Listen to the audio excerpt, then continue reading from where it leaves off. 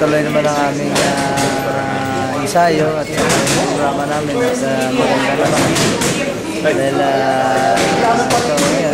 kapag sincere kami ng laban para bukas, parang sparring nila at sa Wednesday mag-sparring kami kay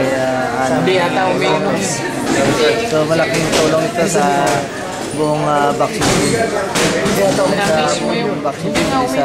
Sa mga tao sa Pilipinas at kung saan sulok sa mundo dito man sa Los Angeles, suportahan nila yung boxing, hindi lang kami kundi yung lahat ng boksingero na may laban at saka ititrain nila lagi, isama nila sa dasal. Yun lang ang malaking bagay na hiniling namin natin.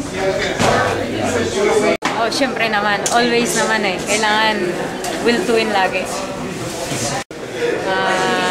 Good luck na lang sa Team Philippines bukas. Sana lahat kami win the gold.